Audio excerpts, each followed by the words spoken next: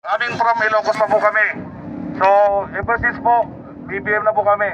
Ang hiling lang po namin, PBBM, sana papasukin na ang ICC para managot yung dapat managot. Itong si Duterte ay kamote.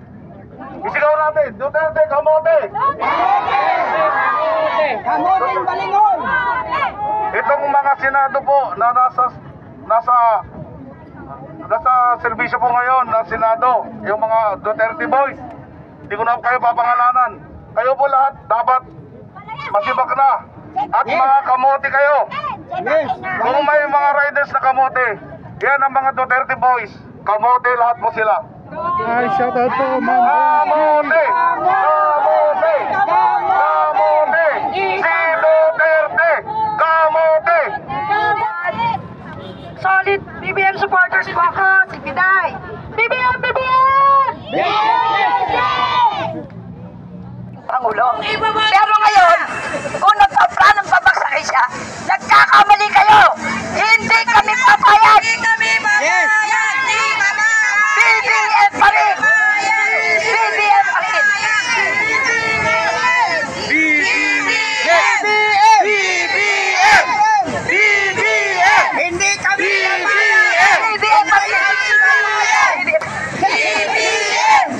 BBM pa rin! BBM pa rin! BBM pa rin! Marcos pa rin! Marcos pa rin! Nakita natin ang dami natin. Tayong mga nakapula. Wala namang grinong eleksyon. Mayroon bang grinong eleksyon? Wala! Na sinasabi nila na tayo daw ay puro bayaran. Bayaran ba tayo? Hindi. Magpakilala ka! Ako po ay nananawagan sa ating Pangulo. Hindi man nangyari sa akin, pero ramdam ko po sa mga taong namatayan. So, ang ating panawagan ay ipasok ang ICC dito sa Pilipinas para matulungan ang mga biktima na sa namatayan po ng mga pamilya. Ito po ang aking panawagan sa ating Pangulo. Sino po? Justisya para sa mga namatay noong panahon ng EJK. Hello mga kababayan! Mga Marcos loyalists and Marcos supporters! At ganun po, suporta po tayo ngayon sa ating Pangulo na kanilang kinakawawa. Sabi nila, hindi na mananalo kung wala kang Sara, kung hindi kang Sara.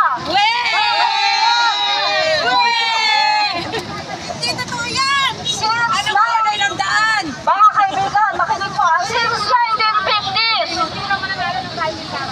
hindi raw mananalo ng dahil kay Sara? Hindi!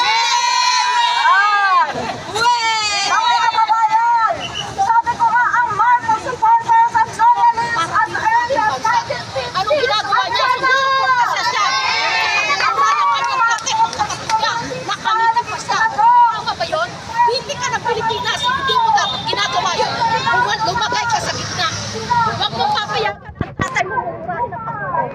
Kaya ka naging pipe, Sara.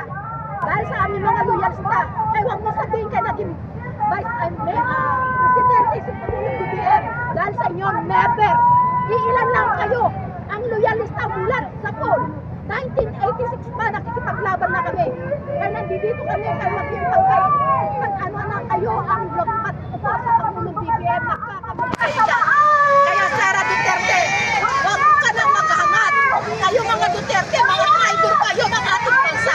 Wala kayong pinagkaiba sa mga taong bumabatikos at sumisira sa ating bansa. Ayaw niyong umudlad ang ating bansa. Si Pangulong BBM, ginagawa niya lahat para umudlad ang ating bansa. Lahat ng kanyang makakaya. Pero kayo, ano ginagawa niyo? Pilit ninyong sinisira. Ayan ba ang katarungan na humihingi ng respeto namin?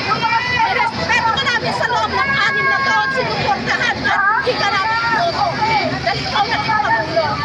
Pangulo ka noon na sinasabi mo si BBM bangag. Adik, bakit hindi mo siya pinaklo? Hindi mo siya kinasuhan.